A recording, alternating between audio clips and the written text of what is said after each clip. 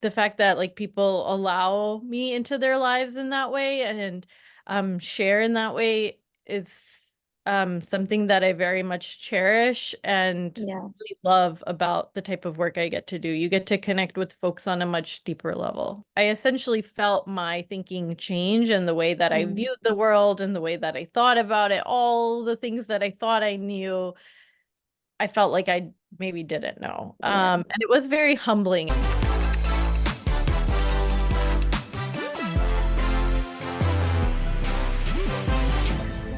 Joining me today is Kanwal Haq, and she is a medical anthropologist. So, Kanwal, welcome. Thank you for joining me today. Thanks so much for having me, Miranda. Of course. So, let's go ahead and get started. Kanwal, can you explain what a medical anthropologist is? Sure. So my dad asked me the same question when I told him I wanted to become a medical anthropologist. And Mm-hmm. for me, I didn't know what an anthropologist was or what a medical anthropologist was when I went to college. I came across it because of a book that I read. And usually I like to say, like, in the simplest terms, that anthropology itself is basically like the study of what makes us human. It's the study of human societies, of our cultures, and how those societies and cultures developed over time.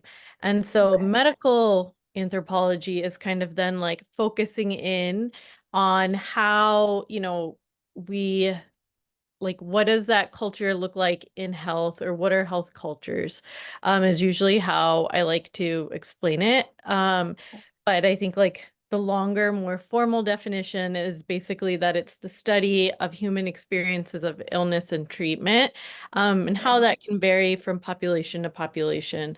And essentially like what medical anthropology does, that it provides us a lens to look at the Mm, cultural, social, biological, right. um, all these types of factors that influence our Hmm. health. Okay. And besides that book that you came across, what else made you want to get into this career path, and how did you get your start in it? Sure. So I guess I'll explain a little bit about like what it Okay. was in the book specifically. Okay. Um, so in the book, essentially like before I decided to become a medical anthropologist, I was going the pre-med route. Um, Okay. I I was interested in science. I was interested in making an impact. I was interested in Hmm. helping people. I kind of knew that, and I knew that I like naturally like cared about health. Yeah. And so that was the way that I was going. But as I started shadowing doctors and working with physicians, Hmm. I was a little frustrated because I was like, okay, you can make an impact on like one person at a time, but really the types of questions that I was excited about and the Hmm. types of questions that would like I was thinking about were much more about how do we provide better health care for everyone? How do we make it more Right. equitable? How do we make it more accessible? Hmm. So it was more macro level where I felt like the clinical care was great, on a day-to-day basis, more Hmm. micro level. But I was really interested in kind of the macro, the big picture. And so a Okay. professor handed me this book called Mountains Beyond Mountains, which was about Dr. Paul Farmer, who was an infectious Hmm. disease physician and a medical anthropologist. Um, and really, it was a line in the book that I felt just articulated the way that I felt about Hmm. the world. And essentially, that line was the idea that some lives matter less than others is the root of all that's wrong with the world. And when I read that, I was like, that's what I think. And Hmm. that's what I believe, and that's what I want to work on. The issues that are happening because of this. Right. And so that, I didn't really have much more than that. And then I knew Hmm. that Paul Farmer had done work in Rwanda. So I went to University of Missouri for undergrad. I grew up in a really small, like rural town in Missouri before I went to college. Okay. And I essentially just started doing some research into like Paul Farmer and the work that he had done and where he had gone. I saw he'd gone to Rwanda at Mizzou. I was like is there any way like I can study abroad in Rwanda? And it just Hmm. turned out that there was a professor Oh, who was Rwandan, and okay. every so often she would take students to Rwanda. Um, and turned out that the summer that I was going to graduate, that Hmm. summer she was taking students. And so I extended my graduation date just so that Okay. I could go and spend the summer. Wow. Yeah. And then I went there, and really like what I was interested in was like the type of research Hmm. that a medical anthropologist was doing, which is really community-based research, or at least like that's like the specific thing that I was interested in. Okay. Um, and so what does that look like? What is community-based participatory research, right? It's a lot Hmm. of words, but it really means essentially that we're working with the community, that the community is most knowledgeable about what they need, and like what they actually want help with. And you, instead of you kind of going in and being like, this is what's wrong, and like, this is what we should work on, it's like, okay, hey, I want to help. I'm here to support however I Okay. can. You guys are the leaders. Hmm. You know your community, you know your space. And so I might see one issue, but what do you think is the issue and how could I help and support that? And that's really the type of work I was most interested in. And I think that's really kind of what led me to like where I am today, because I kind of started out in like mental health, and then that, eventually led me to like women's health at large. Right. But it was very much guided by my experiences with community members. Okay. Okay. Amazing. And now that you're a medical anthropologist, what part of the job is the most exciting to you? So I think the most exciting part is still very much the community-based Hmm. aspect of where I get to meet members of the community. I get to work with different community-based organizations. I get to talk to people. I get to do, so I guess like there's like, all the fancy lingo of like what is ethnography, or what are key informant interviews. And so this is basically like, right, like me observing in the field, Hmm. um, kind of like, the things that I naturally would love to do, like Yeah. people watch and sit and observe and kind of notice what's going on, and like write about it. Like that's can actually be a piece of my work now. Yeah. And similarly, like speaking with people, right, like doing interviews, even like this, right? I'll have to get some guidance from you one day on like how to do a podcast, but like learning from people, being Yeah. able to connect with them on a deeper level, being able to really, I think it's like a very unique privilege, that people are willing to like share their stories with me, especially when it comes to health, and when it comes to specific challenges and issues within women's health, because those can be Yeah. really personal, really vulnerable stories. And the fact that like people allow me into their lives in that way, and share in that way, is something that I very much cherish and Yeah. really love about the type of work I get to do. You get to connect with folks on a much deeper level. Yeah. And now on the flip side, is there anything as part of the job that might be harder, emotionally challenging, or maybe not so fun? Yeah, so definitely the not so fun, what I would say would be like about like research in itself. Like, these there's things of course that are there in place for safety Right. measures and checks and all of that, but I'm very much like a more creative, strategic person, and I don't love like I have to go through X, Y, and Z to like get my Okay. research approved and go through these, institutional review board protocols. But like at the same time I understand why all of that is important. That's just like what I'm Right. not naturally like so great at. But as Hmm. a researcher you always have to go through that process. And so that would be like what I would say is like more boring, when I have to go through those parts. And then we were talking about like what could be emotionally draining. Like sometimes it can be, like the stories that you hear, um, they can be really sad and really heartbreaking at times. And the things that you're working on and the challenges, right? like when it comes to health, and depending on like what's the topic that you're covering, it could be cancer, it could be caregiving. Yeah. There's a lot of death and sickness and sadness within these stories. And Hmm. that can be hard, and that can be at times like feeling like, hey, I gotta step away and I have to just, Yeah. take a breather.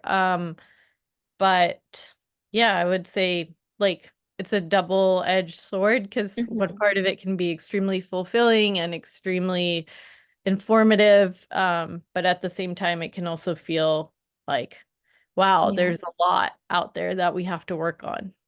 Yeah. And so what do you think that people might underestimate or overestimate about this job? I think what I definitely underestimated was how grueling graduate school was going to be. So I did not do my undergrad in anthropology, much less medical anthropology. I did Hmm. it in biology, and then I went to grad school to study med anthro, and it was a very different way of thinking. Okay.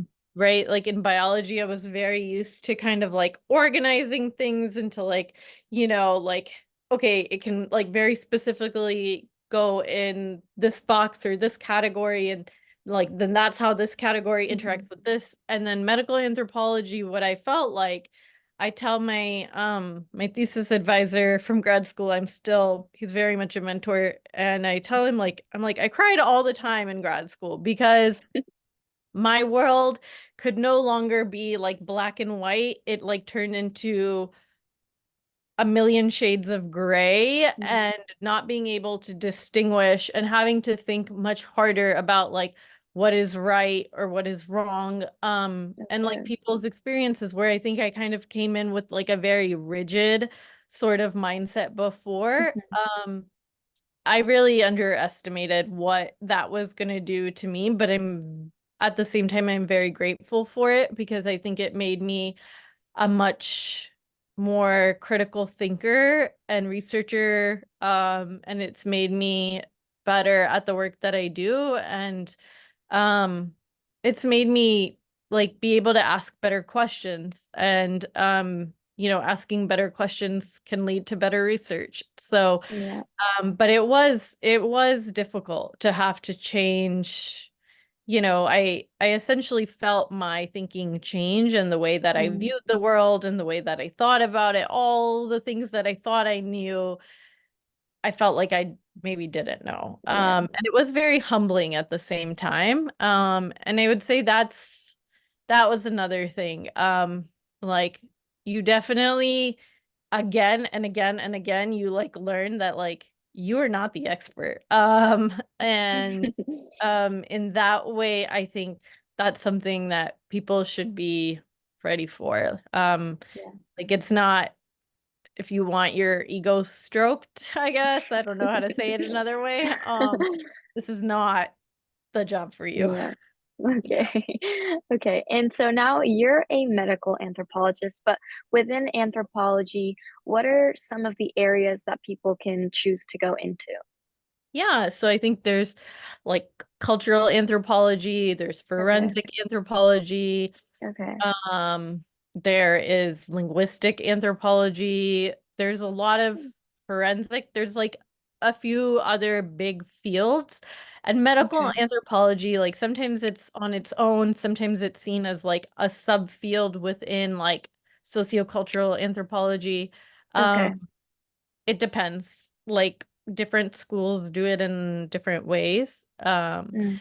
Uh, and yeah, I think to be completely honest, like I don't know as much about the other fields, because it's Yeah. like once you kind of specialize Hmm. in your subfield, that's kind of the lens that then Okay. I'm looking at. Yeah. Okay. And where can you work as a medical anthropologist? You can do a lot of different things. So, Okay. even the type of research that we did in grad school. So, my cohort and I, like, we all did different things. Like, some people then, like, someone studied, I remember, basically the children of deaf parents, like, Mm. um, and so then she went on and, like, she became very specialized in that.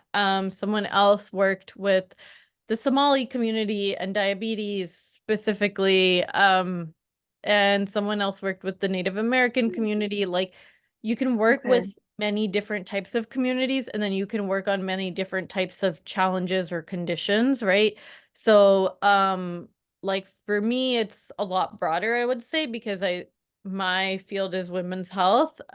Mhm. And I like to say that like my 9 to 5 is focused on like reproductive health, and then um my 5 to 9 is everything bikini and beyond.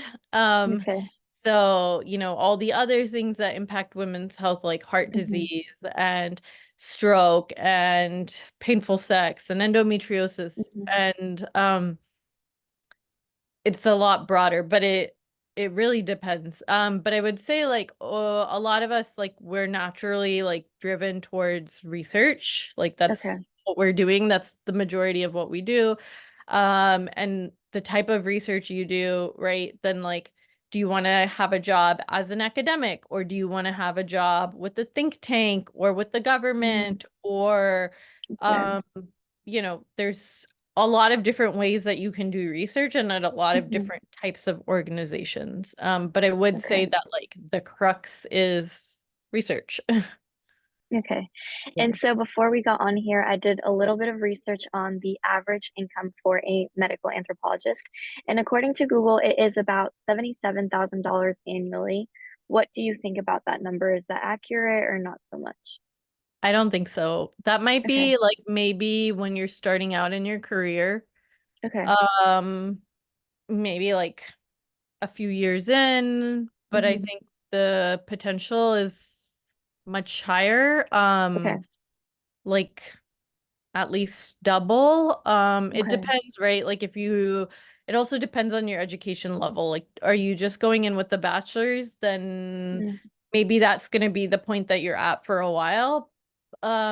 Or versus like with the master's degree, I started higher than that. Okay.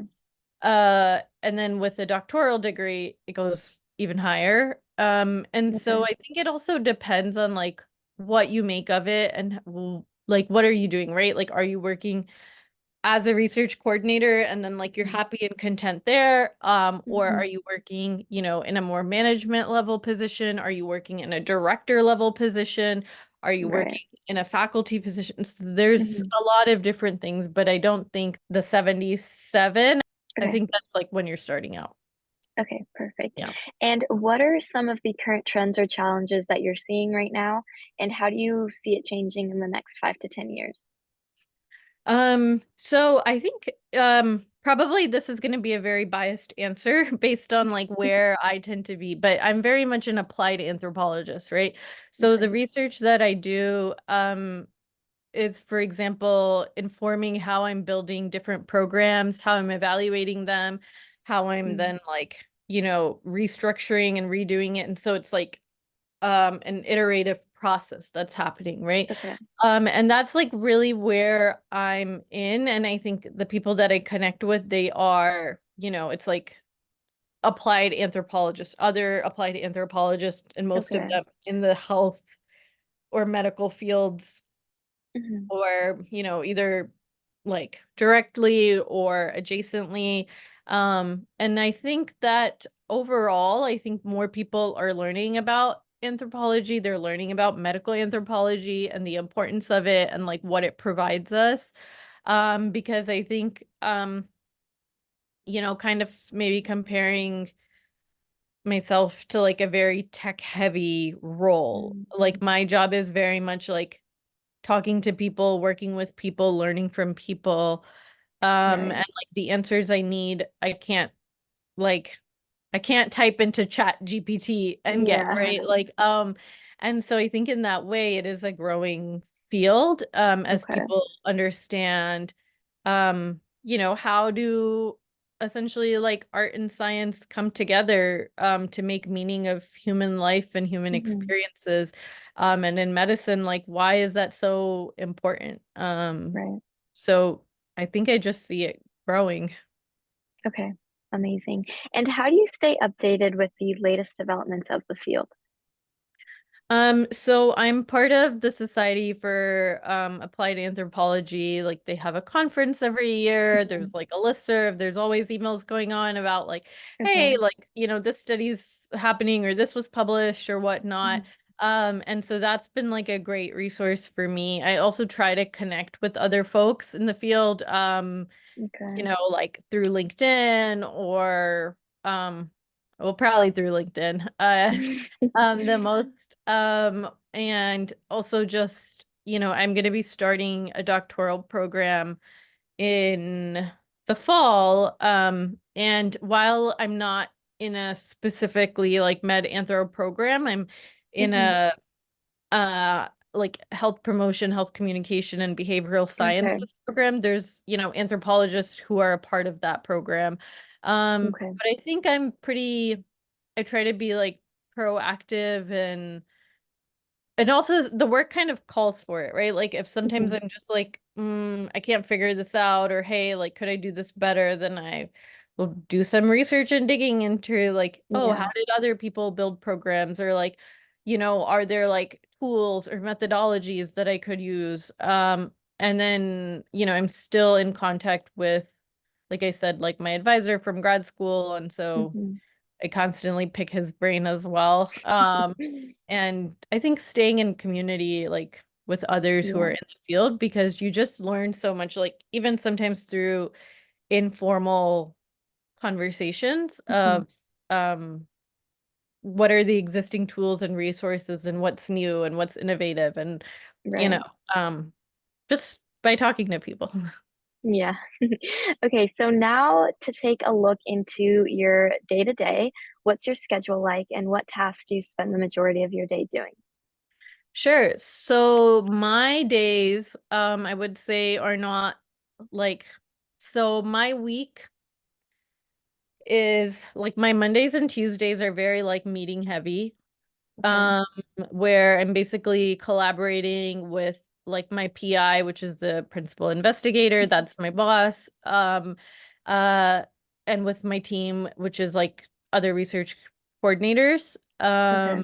And so we have a small team. There's two research coordinators, there's me, I'm a program manager, and then my boss. And so we have a very small team in that, but then we work with a lot of different people. Like we work with like nursing staff and administration at different hospitals. We work with Okay. um the organizational leaders at different community-based organizations. We work with other clinical staff and other physicians. We work with Mhm. doulas. Like we work with a lot of different stakeholders. Okay. And so those meetings are usually happening on Mondays and Tuesdays with different stakeholders, or like, you know, um, some of those will be like related to program development and management, and then some of them will be related to like research evaluation and development. Okay. And so those meetings usually happen on Mondays and Tuesdays, and then my Wednesdays and Thursdays are for like doing work, more so. Mhm. So like the writing, the reading, like my more like blocked out time where I can focus and think and read and write essentially Okay. on what I'm working on. And then Friday is kind of a mix. Like usually in the morning I have some time, and then I have meetings like in the afternoon. Okay. So yeah, and I would say it's kind of that's like the weekly schedule, but then like Mhm. um the day to day can look a little bit different based on like what phase of the research are we at. Okay. Okay. hmm Perfect. And do you think that this is a remote friendly job or do you have to be in the office every day? This is primarily remote. I Okay. am often remote. I go in once in a while. Okay. But I think post pandemic, right? Like a lot of things can happen, Yeah. like a lot of interviews can happen on Zoom or through the Mhm. phone. And I will say that like sometimes things are different in person, right? Especially when it's like a group setting, Mm, or when it's like more vulnerable information. And so I would say like probably hybrid is, okay, the way a that good I think model. things would go. Because for Okay. some things I do have to, I think it's just better in person. But Yeah. like but there's also a good portion that I just need a quiet room and need to be by myself. Hmm. Yeah. Okay. And do you see that there are any busy seasons with this job? Um, well, because I work in an academic environment, it kind of follows the academic calendar, which usually Okay. like the financial calendar like starts in July and then it ends in June.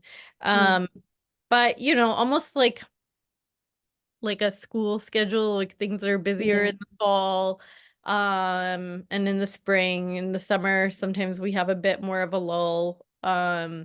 And then it's really also dependent on like when our grants due, Mm. and when are, the deadlines for that and when we're Hmm. getting in applications. Okay. Yeah. Okay. And now to go into what it takes to become a medical anthropologist, what are some degrees or certifications that you need? Yeah. So,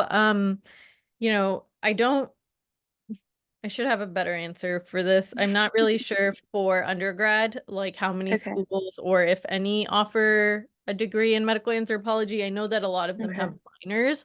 Um, and I'm sure maybe a few bachelors are out there now, but usually like a Hmm. master's degree is like at Standard. Yeah. yeah, Yeah. standard. Okay. And very often people have PhDs Okay. um as medical anthropologists. Yeah. Okay.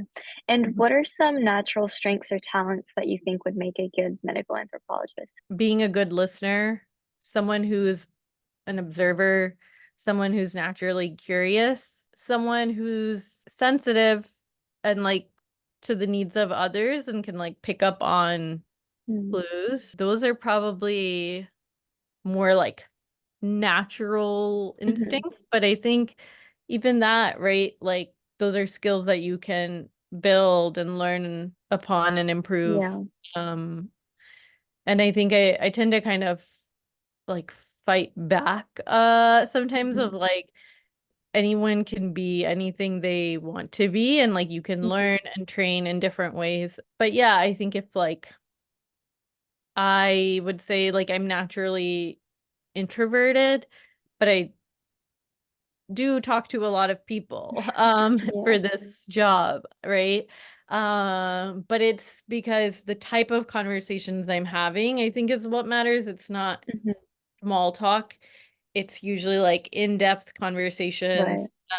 And so I think that like I always want something that's like Hmm. meaningful and full. And that part of me is like fulfilled doing this. So I would say like Okay. if that's something that you know about yourself or you like or you're like, I really don't like that, um, that might be something to consider. Okay. And what are some of the topics that you have to be interested in to enjoy this career? I mean, I think being interested in human beings, right? Yeah. Being interested in cultures, being interested in how things intersect, being interested in like why things are Mm. the way they are, like probably why and how are my favorite questions. And yeah, I think also like there's a lot of like reading and writing, Mm. and I'm not sure I mentioned this, but like I also like I wrote a book and published it Okay. in 2022. It's on women's health, but it's like Hmm. um that book was like the result of a lot of informal conversations actually with women of like what Mm. their health needs were and like what they felt like was missing. And so this book is essentially like it's a book, but I say it's like a tool to help the everyday woman Right. um learn about her health. So it's written at the eighth grade level and above, but I think yeah, like that that kind of came from really Hmm.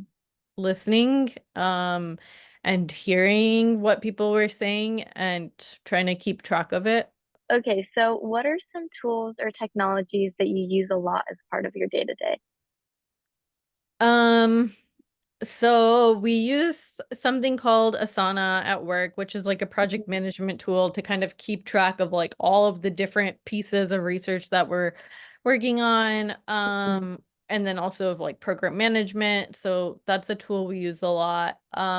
Surprisingly, one of the things that I think am most surprised about, maybe just being an adult and like having a job in general, is like how much email takes up time. And like a lot of my job is reading and responding to emails, mhm. which I do not like to do. And I'm not good at replying time in a timely fashion. Um, and I wish there was like a way to kind of bypass that. But I think that's just kind of the nature of Yeah. in general, Hmm. in this century and decade. But I would say like other tools, I'd say like PubMed or like Google Scholar or Hmm.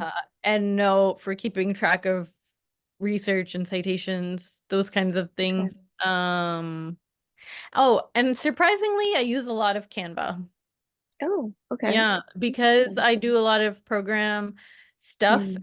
And I know that's not a very, accurate description, but we do, like if it's like making flyers for outreach or Okay.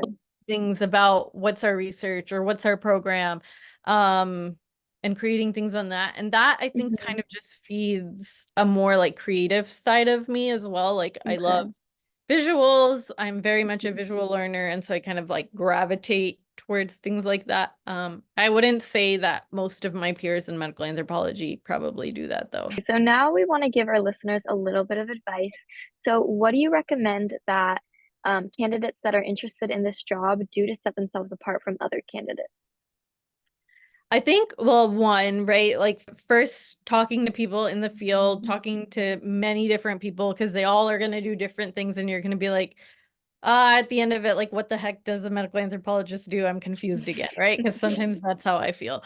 Because we do so many different types of things. But I think you'll find, like, overall, again, that like what is weaving its way through is the study of human Mm, experiences with illnesses or diseases and treatments and whatnot. And okay. how is this differing in different cultures or different populations is probably what you're going to find as like the most Mhm. common thread. So talking to Okay. people, and like networking, and then basically like if you want to be an academic, right? Like start doing research when you're an undergrad, try to get on papers, Mhm.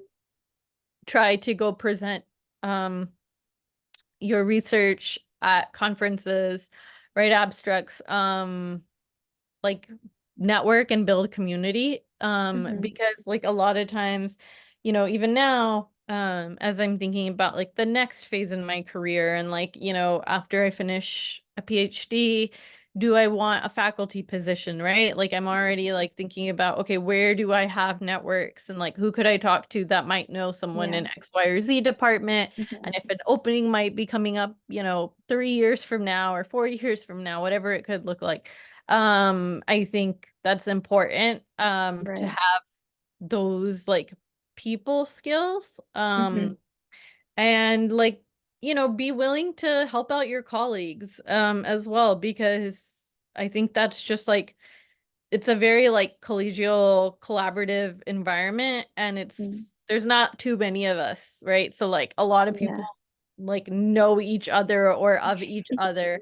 And so I think that's important when you're trying to like build your career or get your Okay. foot in the door. Okay. Network, Amazing. network, network. Yeah. Use your, yeah. So if someone wants to make a pivot from another career into this one, what's the first thing that you suggest they do?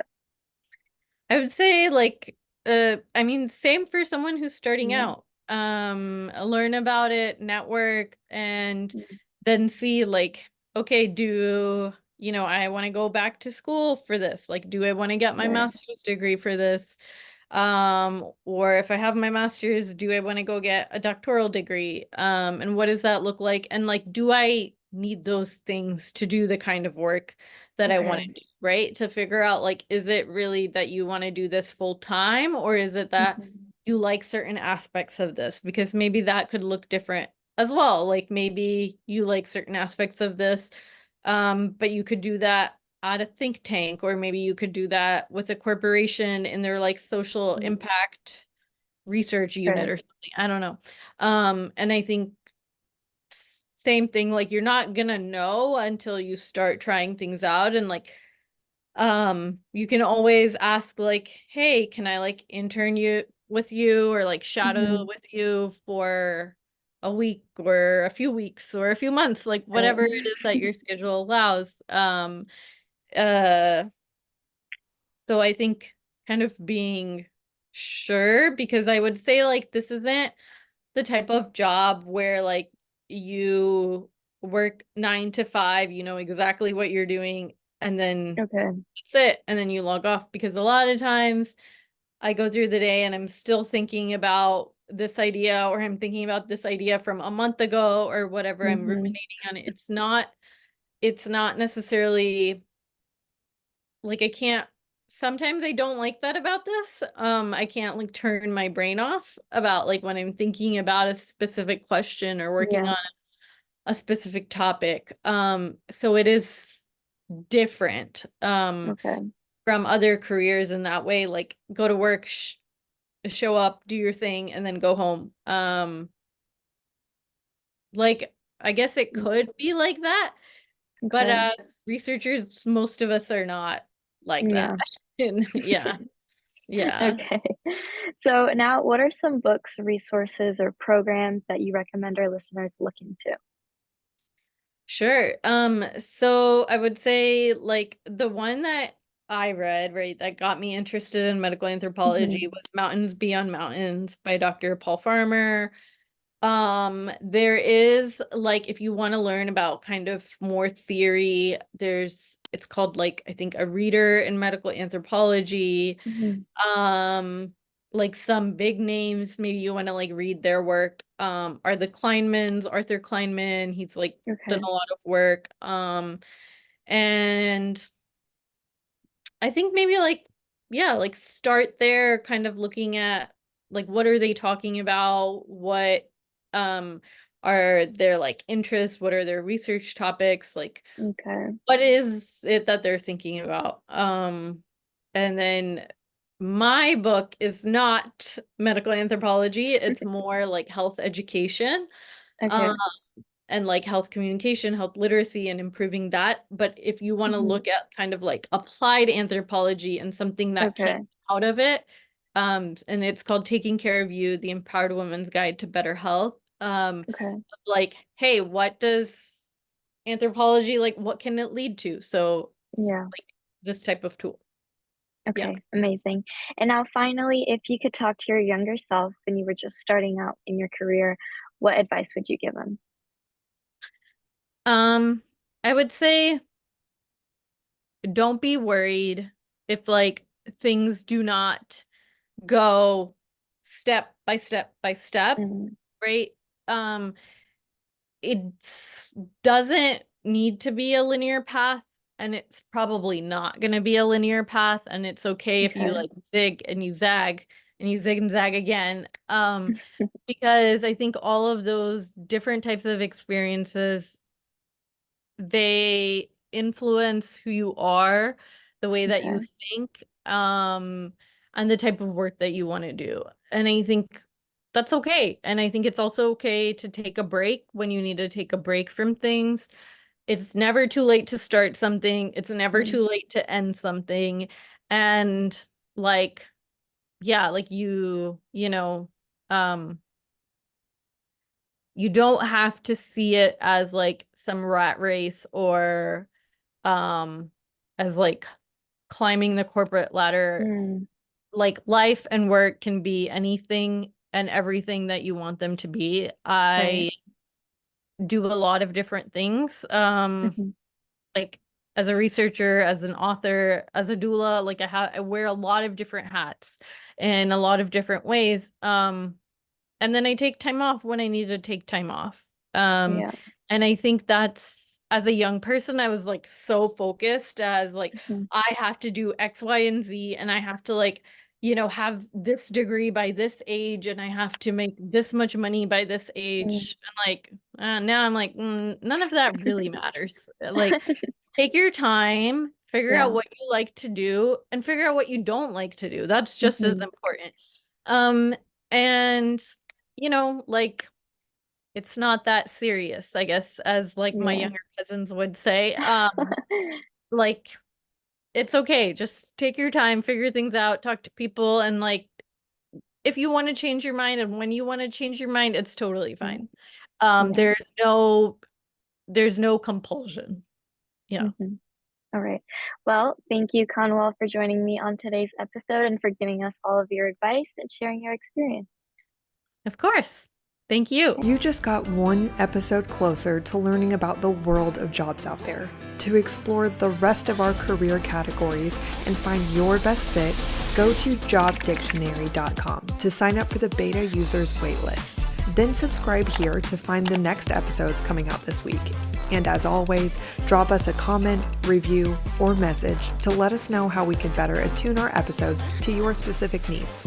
Follow us on TikTok, Instagram, Facebook, LinkedIn, X, Threads, Pinterest, and wherever else you're on socials to go get our short, snappy preview reels that expose you to new job options every day. Because here at Job Dictionary, we believe your big aha moment can be just one scroll away. Go check it out and get out there. Cheers!